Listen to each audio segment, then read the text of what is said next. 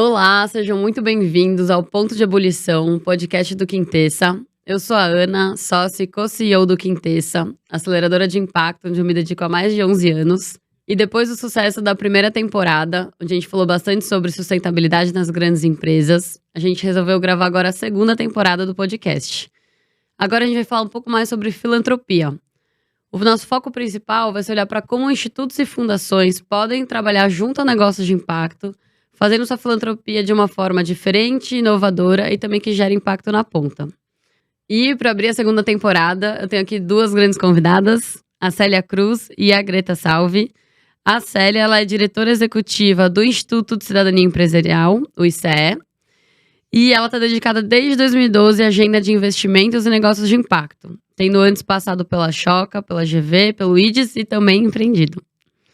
A Greta, ela é diretora Brasil da Latin Impacto e ela já atuou em diferentes organizações como a Agência de Ecologia Urbana de Barcelona, Sistema B e Fundação TID Setúbal. Sejam muito bem-vindas. Obrigada, Ana. Bom, gente, hoje a gente vai falar sobre Venture Philanthropy e como que ele pode compor o portfólio de diferentes tipos de capital. Antes da gente começar, eu queria que o público pudesse conhecer um pouco mais de vocês duas. Então, eu queria pedir para vocês compartilhassem um pouco quem vocês são fora essa mini bio aqui profissional que eu acabei de falar. Bom, eu sou a Célia, eu sou economista, eu brinco, apesar de ter feito graduação na USP, economia e mestrado na GV, eu fui trabalhar logo no mundo das ONGs, trabalhar com captação de recursos para ONGs, fui trabalhar com empreendedorismo social, fiquei 9 anos na Choca, Brasil, Paraguai, a Choca Global, Canadá. E ali que eu me conectei, tanto com meu marido, que é canadense, também ongueiro, trabalhando na WWF, quanto com essa agenda que, se a gente estava lá buscando empreendedores no mundo inteiro, eles estavam sempre com 1000 desafios, né, de estar tendo que todo ano captar recursos, e daí eu me conecto com essa agenda de que a gente podia acessar outros bolsos, para além da doação. Bolsos de famílias de alta renda que podiam fazer investimentos em negócios, em soluções, mexer com diferentes taxas de juros, vendo as fundações, né, que tinham seus fundos patrimoniais, ao invés de colocar no banco para receber retorno, né, começar a usar esse dinheiro também alinhado a propósito. E para mim foi uma agenda de um aha moment, e daí eu voltei do Canadá para trabalhar no ICE. E acho que desde então venho vendo essa ampliação. Bom, primeiro queria agradecer por esse convite, um prazer enorme estar aqui com duas amigas aí de setor. Minha história, né, acho que nesse mundo de impacto, estou há mais ou menos 10 anos, né, trabalhando nessas diferentes organizações. Na verdade, eu sou originalmente formada em turismo e quando eu terminei a faculdade já tinha percebido que não era isso que eu queria. Fui morar na Espanha, morei 7 anos lá e aí eu fiz um mestrado em sustentabilidade, que foi o que realmente, né, mudou aí o meu olhar para o mundo e onde descobri o meu propósito, né? Acho que a gente fala muito disso, de também estar aqui trabalhando com propósito. Foi importante para mim, né, fazer esse mestrado e também quando estava lá acabei me dando conta que todo esse aprendizado faria muito mais sentido ser utilizado aqui no Brasil do que na Europa. E enfim, por diversas razões, né, voltei para cá e na verdade foi muito curioso porque quando eu voltei não conhecia, né, eu não era dessa área e na verdade nem conhecia também esse mundo de impacto, né, o que eu tinha muita vontade na verdade era trabalhar no terceiro setor, né, tinha um interesse maior inclusive em temas ambientais. Fui para Rio Mais 20 em 2012, né, também com uma tentativa de buscar me conectar com, enfim, com esses atores, né, conhecer e entender um pouco melhor como que isso estava acontecendo aqui no Brasil, e de fato foi super interessante. Foi aí que em 2013, né, acabei indo trabalhar no Sistema B. Na verdade, fui convidada para organizar o evento de lançamento do Sistema B no Brasil, vocês estavam lá. Depois disso, fui para a Fundação TID Setúbal, que também foi interessante, né, esse contato com a filantropia, que para mim também era outro mundo que se abriu, né, esse ecossistema do GIF, as fundações e entender como aquilo funcionava. E para mim, acho que estar hoje, né, na Latin Impacto já há 3 anos, desde 2020, nessa construção em torno da Venture Philanthropy, né, e dessa abordagem, para mim é bem interessante, porque é onde esses lugares que eu passei, né, acho que esse caminho que eu tenho percorrido se encontra aqui. Né? Então, tenho muito contato hoje, outra vez, com empresas B, por exemplo, que inclusive são membros da Latin Impacto, com os institutos e fundações, né? Com todo esse ecossistema, essas articulações que a gente tem acontecido aqui. Acho que a Latin Impacto ele é esse ponto de encontro, né? Até da minha carreira pessoal, então tem sido bem interessante construir isso e acho que ajudar, né? E contribuir para mobilizar mais atores para esse perfil de investimento aqui no Brasil. Bom, deu para ver que a gente está em ótima companhia, com duas pessoas com bastante experiência e que é muito da proposta aqui mesmo no podcast. A gente falar sobre os assuntos a partir do que foi vivido, experienciado, pensado e aprendido mesmo. Então, bom, entrando agora, né, no conceito de Venture Philanthropy, é um conceito que fala da filantropia e que traz elementos do capital de risco, né, olhando para abordagens inovadoras, que olham para resultado e que trazem ali algumas similaridades com o mercado também de Venture Capital. Por quem trabalha com isso vai sentir alguns elementos em comum, né? Mas eu queria te pedir, Greta, para você contar um pouco sobre o que é em si o conceito do Venture Philanthropy e como que é a chegada dele aqui no Brasil. Bom, acho que você já deu uma introdução, né? Acho que é justamente esse ponto de encontro aí entre a filantropia e o venture capital, né? Acho que tanto esse olhar da filantropia para impacto social, né? Buscando trazer aí e financiar soluções, né? Para os tão diferentes desafios e problemas que a gente tem no mundo, mas fazendo isso de uma forma mais estratégica, mais pragmática, usando esse modus operandi, né? Do venture capital. Então, acho que é uma abordagem que une esses dois mundos, digamos assim, que tem uma metodologia, uma forma de fazer, né, muito determinada. A gente tem trabalhado muito isso aqui na Latin Impacto, que basicamente tem 3 componentes principais, né? Acho que que é o financiamento personalizado, né, que é justamente a gente estimula que esses financiadores eles coloquem o empreendedor no centro da decisão, né, que de fato seja um perfil de financiamento que entenda esse empreendedor, essa organização que está sendo apoiada, entenda quais são os desafios que ela tem,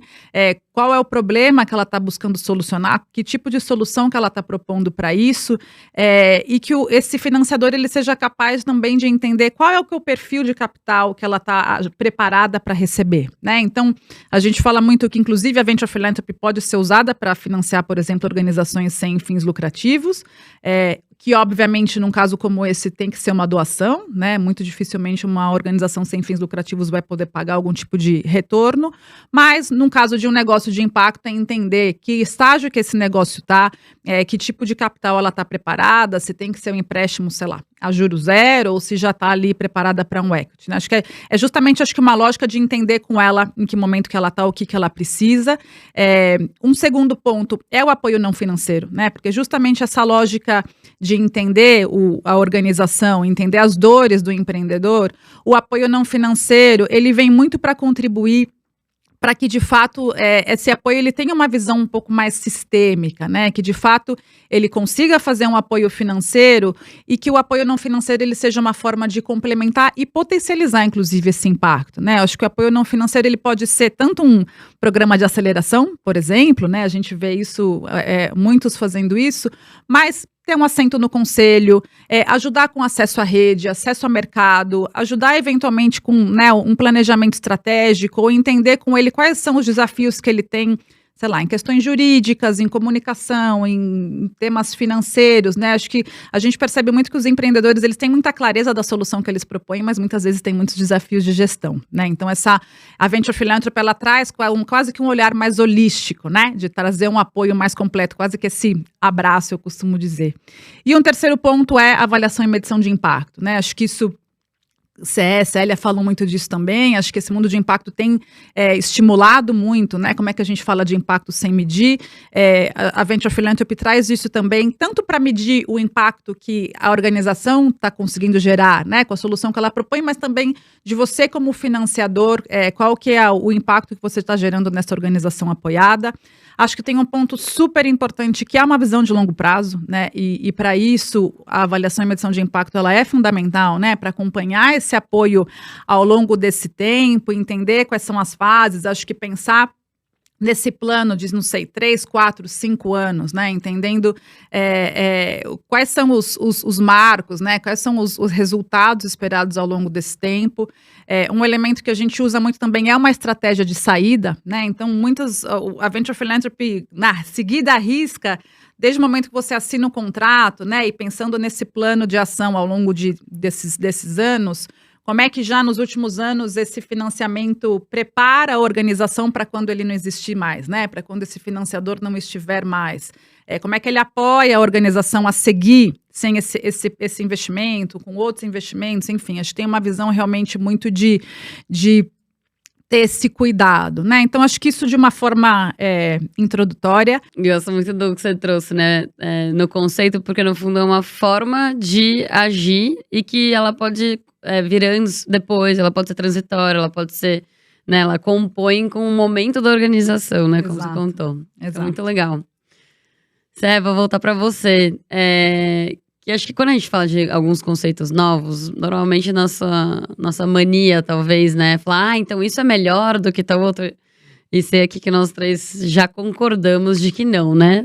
Faz sentido compor essas diferentes estratégias. Então, não é que a filantropia tradicional não tem seu espaço, nem que o bolso de venture capital puro também não tem seu espaço. A gente sabe que tem espaço para todos. Então, é isso que eu queria explorar com você.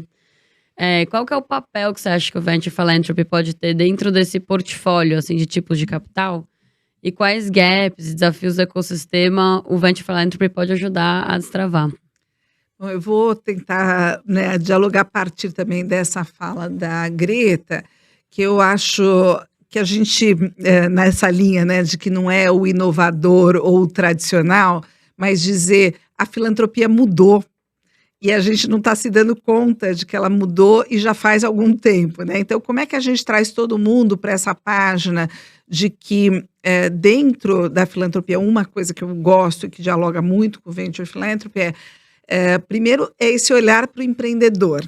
E eu falo que olhar para o empreendedor é quem vai gerar o maior impacto. A filantropia ela está buscando dar escala a soluções a problemas complexos, com soluções inovadoras e que possam ser escaláveis, né? A gente está sempre falando de um dinheiro pequeno que quer mudar o mundo, né? Então, puxa, o empreendedor, ele pode ter soluções que vêm de uma ONG, uma ONG que tem um negócio, uma cooperativa, ou um negócio que reinveste o seu lucro no próprio negócio, no modelo do Yunus, ou um negócio que distribui dividendos. Então, abrir a filantropia para olhar que ela pode continuar trabalhando com ONGs, mas que tem um ator novo, que são os negócios de impacto, que esse empreendedor, ele está dizendo, puxa, eu não quero sempre depender de doação, mas eu quero fazer um modelo de negócio que também resolve problemas sociais, já é uma abertura de olhar. Acho que um outro olhar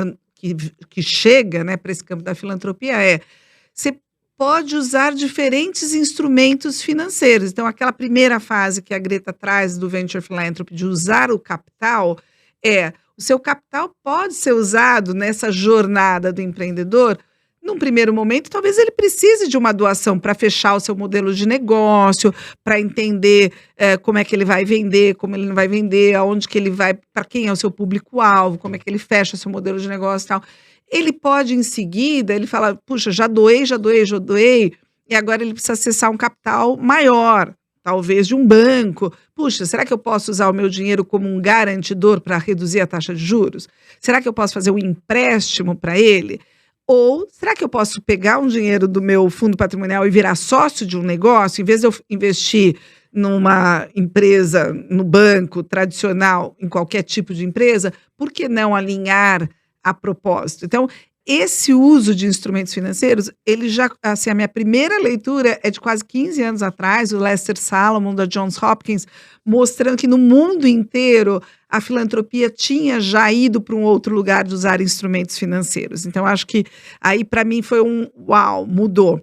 E acho que, por fim, eu adoro uma publicação nova que a Rockefeller Advisors fez e o IDES traduziu para o Brasil, que ela mostra que a filantropia hoje tem, sei lá, 7 arquétipos novos, em que eu posso fazer uma filantropia de risco.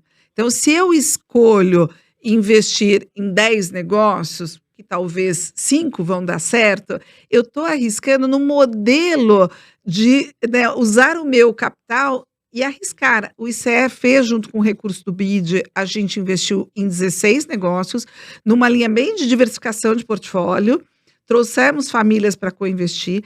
Esse capital voltou, a gente investiu em mais 20 negócios através das plataformas. Então, foi um jeito de usar um capital que teve mais vidas, que viveu e que experimentou. Sim, um outro quebrou. Um não vai retornar, mas continua vivo.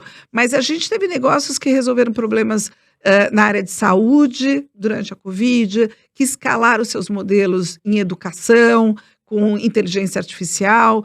A gente teve modelos na área ambiental e, surpresa boa, um dos negócios que mais teve sucesso, que é a Recicleiros, é uma ONG, ela tem os 2 CNPJs e hoje a Natura diz que é o melhor parceiro dele na cadeia de valor da reciclagem da Natura.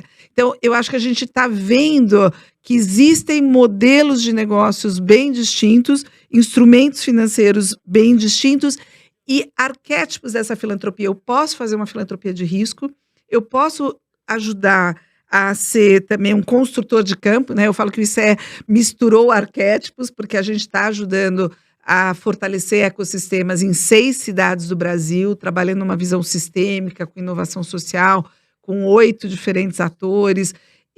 Ora, sou um think tank, porque eu estou gerando publicações, eu estou gerando reflexões e tal.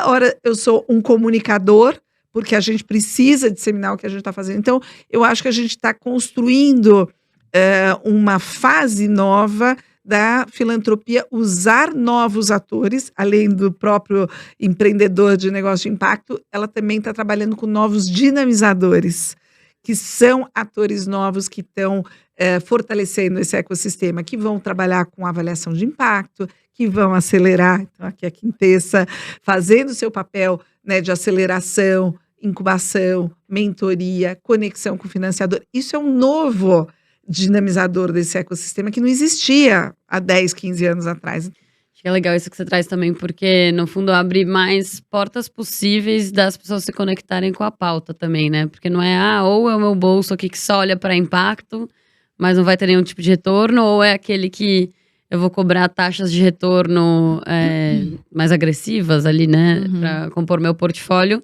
Tem os vários tons de cinza ali, né? De bolsos possíveis que vão surgindo para poder usar. E você contou da experiência do ICE com o BID, né, do empréstimo. Até um exemplo que acho que vale a pena trazer para ilustrar do que a gente está contando, que é o da Vitalk. Quando a gente começou a acelerar eles em 2016, se você tirava uma fotografia, tinha cara de ONG, mais do que de negócio. Porque, né, bom, que para quem não conhece, né, é um negócio de impacto na área da saúde. Mas na época os principais clientes deles eram fundações. Então, na verdade, o recurso que entrava era um recurso que vinha de doação. E na época, nem lembro se entrava via doação mesmo ou via nota fiscal, mas era um recurso que estava ali para ajudar eles. E que foi a melhor coisa, porque era um recurso barato para poder financiar desenvolvimento de tecnologia. Depois eles foram crescendo, migraram para modelo de negócio, começaram a, de fato, né, ter cara ali de empresa mesmo, vendendo seus serviços, acessaram o empréstimo com vocês. Depois eles acessaram o recurso de investimento da Vox e no fim foram vendidos pela Gympass.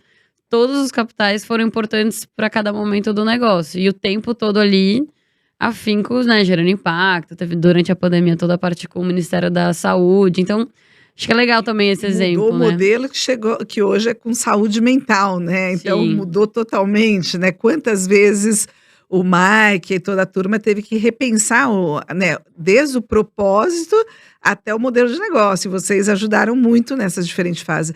Mas eu só queria fazer um comentário. Eu acho que esse caso que você traz é um bom exemplo, né? Acho que a gente tem alguns casos que isso está acontecendo, que eu acho que não é obrigatório, mas o que eu sinto também que são negócios de impacto, que hoje, né, acho que já até passaram, já estão em outros estágios, e que ele passa por... A gente usa aqui na Latim Impacto muito esse conceito do contínuo de capital, né? Então, que passa ali uma filantropia, né, mais tradicional, uma filantropia estratégica, venture philanthropy, investimento de impacto, né, e todas essas, o que surge a partir daí, que é isso, acho que são vários tons de cinza, e aí eu acho que isso exemplifica muito também essa coisa do estágio, né, do negócio. Acho que em determinados estágios, acessou filantropia, acessou, sei lá, bancos de desenvolvimento, né, esses recursos mais flexíveis e o que de fato deu capacidade para esse negócio se desenvolver e escalar, né, ampliar o seu impacto e chegar onde chegou, né? Acho que não é obrigatório, acho que não existe muito certo ou errado, mas acho que é um caminho que a gente vê, né, algumas organizações seguindo e que vão acessar, ao longo da sua trajetória, vão acessando diferentes bolsos, que acho que exemplifica muito, né, isso que a gente está trazendo aqui, porque é isso, acho que são formas complementares, né, não é, porque a doação junto, acho que são modelos que a gente vai testando aí essa colaboração entre os diferentes tipos de capital, né? Acho que é um pouco isso. E cada um com seu foco, cada um com seu indicador de sucesso e de seus retorno. interesses, né? Com suas expectativas. E é bonito ver como um destrava o outro também, né? Exato. Se não tivesse entrado lá atrás da filantropia, talvez nunca depois tivesse entrado o capital de investimento de risco, né? Exatamente. Mas nessa mesma linha aqui do que a gente mergulhou de falar da Vital, eu queria trazer alguns exemplos práticos, né? Porque a gente falou do conceito.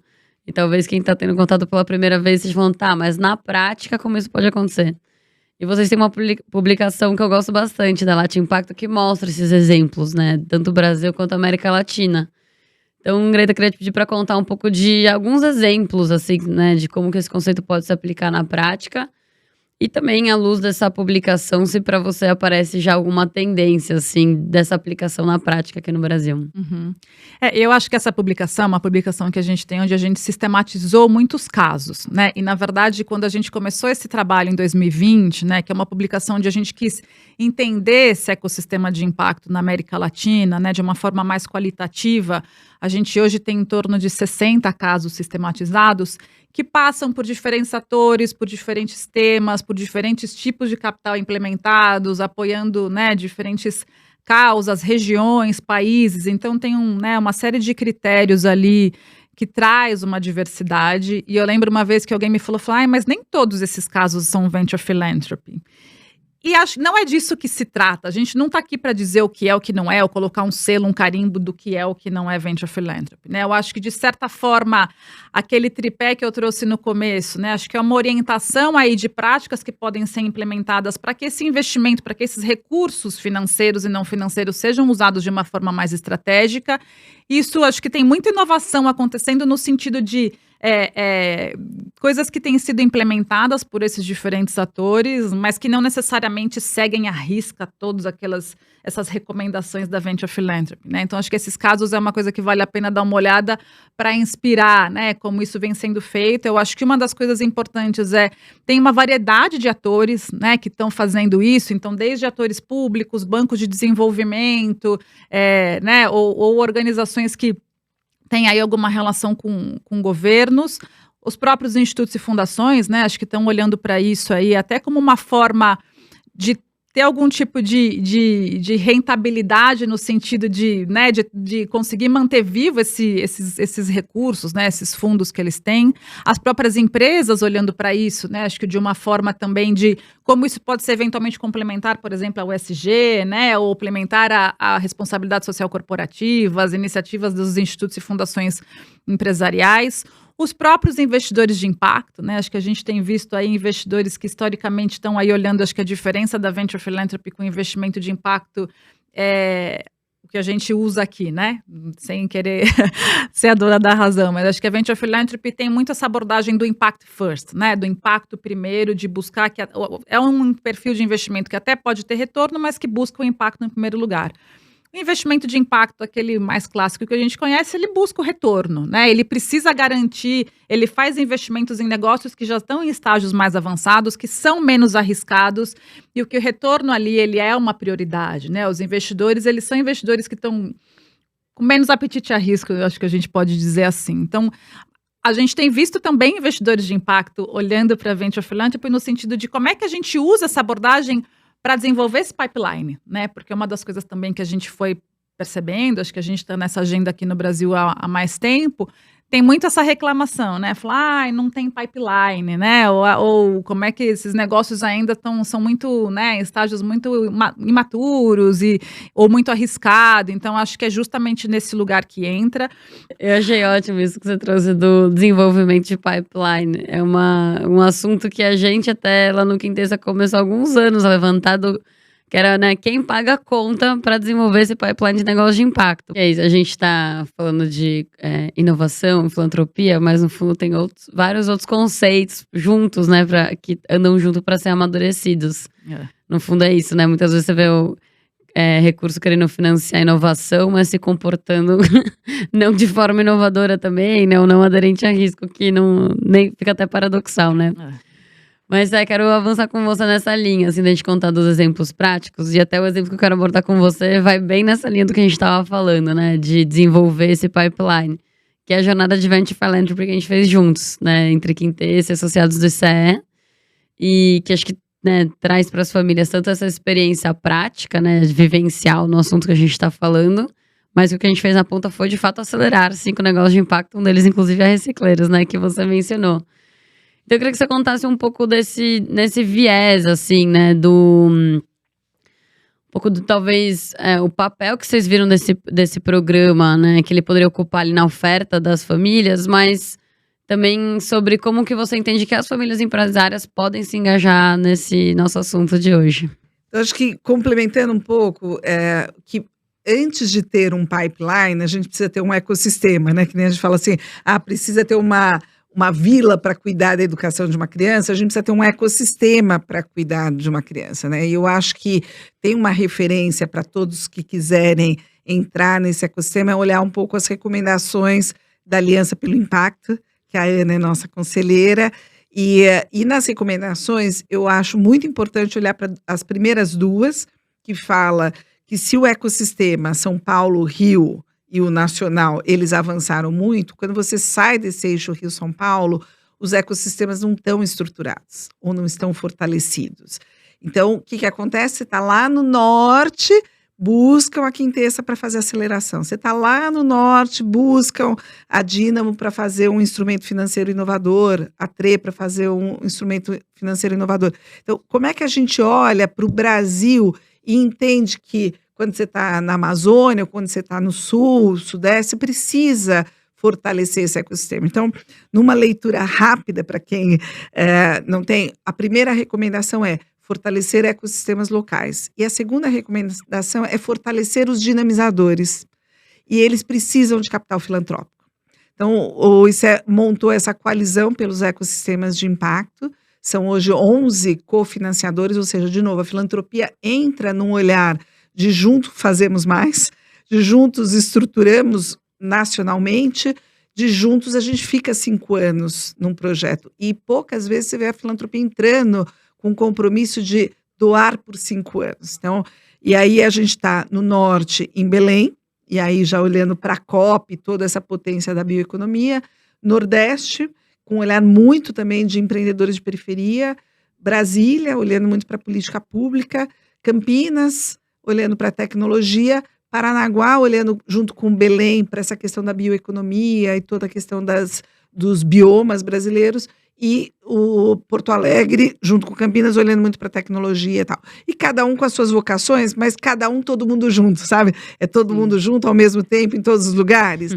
Então, ela olha para 8 atores dinamizadores. Então, eu estou olhando para famílias, eu estou olhando para aceleradoras, incubadoras, para as universidades, para o Sebrae, para o governo, para as grandes empresas que vocês estão aí com a gente olhando para isso. Tal. Então, você olha para esses atores e diz, se eu não fortalecer todos juntos numa leitura sistêmica, no impacto coletivo, eu não construo uma visão de um Silicon Valley de impacto para aquele território.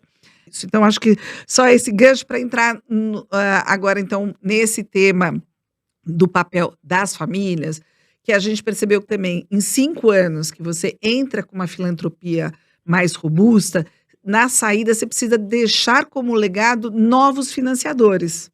Então, a gente já está trabalhando com essas famílias de alta renda, de quem são elas, como fazer um letramento delas e como trazê-las para os seus diferentes chapéus. Famílias de alta renda, elas têm o chapéu ao mesmo tempo da filantropia, muitas são famílias empresárias e podem conectar suas empresas numa inovação aberta, na sua jornada ESG com negócios de impacto, e ela tem um bolso enorme de investimento. Então, a gente acredita que trabalhar com as famílias nesses territórios é preparar um legado de ter um capital que fica nesses territórios. Mas as famílias, por exemplo, se estão olhando para a filantropia, elas estão acostumadas a trabalhar com ONG e doar. Ela não conhece esse dinamizador de aceleração. Ela não sabe que ela pode doar para esse. Ou ela já fala, então me traz o negócio. E ela tem que entender que criar esse pipeline é fortalecer quem fortalece esses negócios. E isso é uma novidade para essas famílias de alta renda, assim como para as fundações. Tá? A gente está no momento de explorar com essas famílias. Mas eu acho que as famílias rapidamente, como elas têm bolsos muito maiores e elas podem arriscar muito mais, elas já se sensibilizam. Puxa, eu posso colocar em negócios de impacto, mesmo que o retorno seja um pouco menor. Que foi fantástico a gente ter conectado as famílias que queriam experimentar Venture Philanthropy com o processo de aceleração do Quintessa. Então, eu acho que foi um exercício para essas famílias de entender o seu espectro. Então, se eu falei desses diferentes chapéus dela, como filantropia, com grandes empresas ou com investimento, a experiência de uma jornada de Venture Philanthropy com a Quintessa, ela faz com que essa família perceba que ela tem que colocar um capital, né, na frente para acelerar negócios, para até potencialmente ela ser o investidor desse negócio quando ele escalar. Então, eu acho que a jornada que a gente faz ICE e Quintessa com essas famílias é isso, é ela exercitar esse contínuos de capital que você fala, mas, sobretudo, instrumentos financeiros, novos atores no repertório dela. E nessa jornada a gente expõe elas. E é incrível como essa jornada, se é a família que é muito alinhada a propósito, que tem um recurso para arriscar, que ela experimenta, ela começa a trazer a prima, o irmão, o family office, porque muitas vezes se ela não conseguir traduzir o que ela está entendendo para esses atores, eu vou dizer numa sociedade, né, é o irmão que faz o investimento e não ela. E aí ele vai falar, isso vai dar certo. É o family office que fala, mas eu sou pago ainda por performance financeira, então não vai dar certo.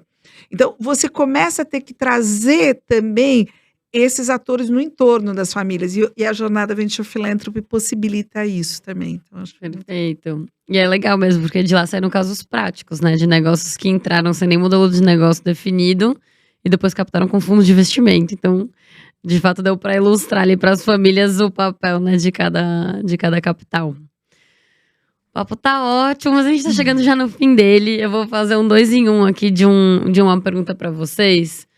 Que tô imaginando alguém aqui ouvindo a gente, falando, legal, muito bonito, falar de contribuir, de inovar, mas estamos no meio de uma recessão econômica. Ou, né, peraí, não é possível, tem barreiras, se é tão legal assim, porque não é que todo mundo tá fazendo. Então, queria explorar essa lente, talvez, mais cética, que alguém pode estar usando, ouvindo a gente. Eu ando bem reflexiva, assim, né, nesse contexto de recessão, de observando o movimento do mercado, porque acho que de um lado tem alguns reagindo, de falar, puxa, então eu vou poupar, eu não vou doar, porque agora é a hora de guardar, e outros no oposto, falando, agora é a hora de eu contribuir mesmo, porque sem entrar mais capital para mudar o jogo, a gente, né, a situação social vai ficar bem pior ainda, né, desemprego, geração de renda e tal. Então, acho que tem um pouco desse contexto macro, assim, né, de recessão e entender como, se vocês têm alguma percepção de como o mercado tá agindo, mas até para além dessa foto, né, agora, né, nesse contexto de recessão, quais são eventuais barreiras que vocês já perceberam que atores podem estar tendo de fato engajar e começar a praticar, né, dentro do conceito do Venture Philanthropy? E que podem ser potenciais soluções, mecanismos que ajudam a destravar essas barreiras? Eu gosto muito de usar, às vezes, aquele modelo do iceberg, né? E o modelo do iceberg, ele começa que a gente está enxergando às vezes só a ponta, né? E essa ponta, eu diria, sim, estamos numa recessão, mas eu estou num momento mais otimista, porque eu acho que a recessão e a crise política de democracia que a gente viu, para mim foi muito mais para o fim do túnel do que eu estou vendo agora, como possibilidades no nosso ecossistema, possibilidade de olhar para negócio de impacto e a questão ambiental, possibilidade de olhar estruturações novas para a Amazônia, da questão de direitos humanos. Eu acho que a gente foi para o fim do poço de olhar toda a questão da desigualdade social no Brasil, tal. Então, assim, eu acho que abriu um olhar da gente perceber que essa desigualdade social e ambiental precisa de novos modelos. A gente está falando de um problema muito complexo que precisa de soluções inovadoras. E eu acho que os negócios de impacto, ele vem com esse otimismo de dizer, temos aqui algumas soluções. Tá? Então, eu acho que, e para várias famílias, pelo menos assim que eu trabalho, abriu um olhar de tipo assim, não dá mais para essa desigualdade social e eu ser o rico e ficar no meu lugar de pedestal, e como é que eu realmente aporto um capital para essa transformação social. Então, vou sair do copo vazio, do pessimismo, da recessão, para dizer, eu acho que a gente tem uma janela de oportunidade muito boa, estamos entrando aí na reforma tributária, que também estou otimista. Então, eu acho que olhando de novo para o iceberg, a gente viu algumas transformações aqui em cima, né? Dizer, tem negócio de impacto, tem dinamizadores. Olha, o governo, o que o BNDES fez nessas últimas chamadas, governo comprando de negócio de impacto, governo fazendo. Eu acho que a gente começa a olhar esse ponto. Quando a gente vai para o meio ali, já debaixo da água, são as estruturas. A gente ainda está muito desestruturado, mas a gente já começa a ter uma compreensão. Pelo menos nós que estamos aí nessas 6 cidades. Jurídicas também, né? Não, jurídica, então, legal, eu acho que ainda falta muito. Legal para filantropia poder doar, investir, não. Negócio de impacto é reconhecido, não. Então, eu acho que ainda tem muito no jurídico que você está falando, que são as estruturas. Quando a gente fala de aceleração e incubação, você que está numa organização muito sólida, quando você vai para fora do Brasil, essas organizações têm pouquíssimo recurso, uma rotatividade de equipe, não consegue, não é só o problema do negócio de impacto, entender o que é negócio de impacto, elas muitas vezes não conseguem acelerar com qualidade, não conseguem acessar capital. Então, essas estruturas para, de fato, fazer nascer mais negócios, trazer mais investimentos, elas são ainda muito frágeis. E para mim, lá embaixo, né, da água, no oceano, tal, nesse modelo do iceberg, é a gente fazer de mudanças de modelos mentais. A gente ainda carrega modelos mentais que ou eu dou ou eu invisto. Ou tem impacto ou tem retorno financeiro. Esse negócio é de periferia, então eu dou, e aqui, no cara da GV, na Paulista, eu invisto. A gente está quebrando modelos mentais de, por exemplo, e aí eu não estou falando só da filantropia, estou falando de famílias, estou falando de governos, olhar como é que eu coloco, por exemplo, capital na mão de aceleradoras e empreendedores de periferia que sabem a transformação do seu território. Não cabe a mim, Célia, eu posso alocar e estimular uma filantropia que chega nesses territórios e que empodera essas pessoas. Então, aí tem uma questão. Na questão de gênero, já tem pesquisas que mostram que mulheres empreendedoras de periferia, o seu capital fica no seu território e muito dele é investido em educação dessas famílias e que mudam. Essas mulheres, muitas vezes, por negócios menores ou por arriscar menos, acessam menor capital ainda. Elas têm medo, elas não têm quem investe, né? Diz que assim, de quem investe em venture philanthropy é 0,0 para mulheres. Então a gente vai precisar quebrar esse modelo mental de investir em mulheres empreendedoras, de alocar capital para negócios em territórios. Então aqui para dar 2 temas, né? Gênero, raça ou territorial, é uma dessas que a gente vai precisar mudar o modelo mental que eu, dono desse capital, preciso perder o poder para fazer uma mudança nessa desigualdade social. Então, fui para um lugar otimista, dentro de um oceano em crise. Eu gosto de uma expressão do Otto Scharmer, né, que ele fala assim, lembre-se que quando você está numa ilha, que tem um oceano no seu redor. Então, assim, a gente tem falado muito como isso de como é que eu vivo esse ecossistema e me coloco no meio desse ecossistema para entender esse ecossistema.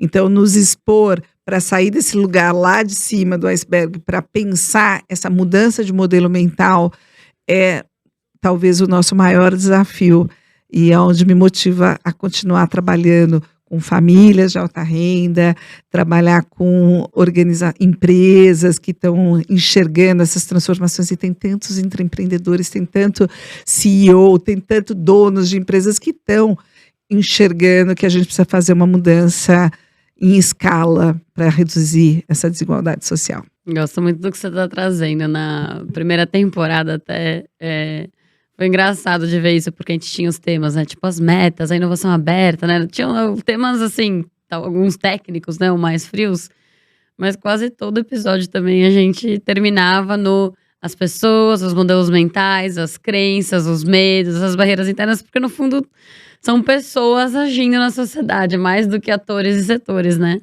Então concordo muito com você, no fim talvez a barreira maior possa existir a do desconhecimento, né? Mas eu vejo muito também no dia a dia isso do medo. Será que o que os outros vão achar? Será que eu estou fazendo algo de errado? Ou da consciência mesmo, né? De, bom, esse não é meu papel, eu pago meu imposto, o resto que se vire. Ah, tá bom, né? Eu adorei uma associada do ICE, que ela foi fazer um curso na Suíça, e ela falou que na primeira aula, eles perguntaram para ela assim, ok, quanto você precisa para você viver no padrão que você quiser, no luxo que você quiser, para a sua geração. Ok, agora e para a próxima geração? E para a próxima? Então, assim, vai 3 gerações. Agora, olha quanto que você tem ainda. Quanto que você precisa desse? Pensa que você vai, então, doar 10% disso. E ela parou e falou, puxa, eu posso doar muito. Né? Então, assim, quando você muda esse modelo mental, de que o que eu preciso para viver com uma qualidade, quando tem tanta gente vivendo com tanta desigualdade, é um desafio que a gente ainda precisa trabalhar com muita gente. Total. E eu gosto também desses pensamentos que o risco de mudar pode ser grande, mas o de não mudar é maior ainda, Exatamente. né? Então... Para mim, o desafio maior a gente precisa mobilizar novos atores, né? Acho que as famílias que estão com o ICE, as famílias que participaram da jornada, os membros da Latin Impacto, as empresas Bs, etc., é um grupo incrível de pessoas, né? Que está buscando de diferentes formas, né? Acho que mudar esse cenário de desigualdade que a gente está vivendo, mas ainda não é suficiente. Então, para mim, hoje, o que às vezes me dá uma certa preocupação, e acho que daqui a mensagem, né, para essas pessoas que estão ouvindo, acho que tem novas famílias se despertando para isso, né? Tenho conversado com várias pessoas, falar, tal família está querendo criar uma fundação, tal família está olhando para isso. Então, acho que tem uma onda aí acontecendo, né? Acho que novas famílias estão sendo influenciadas, precisam ser influenciadas, porque a gente precisa de mais recursos, né? De mais capital, de mais dinheiro para, de fato, financiar essas soluções. Então, hoje, para mim, o que me preocupa é como é que a gente incentiva essas pessoas, né? Acho que tem uma questão aí de consciência social a doarem, né? Acho que a doação é importante, a gente está falando de venture philanthropy, investimento de impacto, a doação continua sendo importante, a gente tem um cenário, né, de fome, etc. Então, acho que isso também é importante deixar claro aqui, que a gente não está dizendo que a venture philanthropy vem para substituir a doação, etc. Acho que são complementares. E, para mim, principalmente, uma coisa que eu também tenho ouvido e conversado, né? E acho que percebo também que é um desafio. A gente precisa de novos bolsos, a gente precisa de novos atores e que esses atores assumam riscos, né? Então, a gente não está falando aqui que é uma família pegar todo o portfólio, o patrimônio dela e colocar impacto, né? Acho que nem seria possível.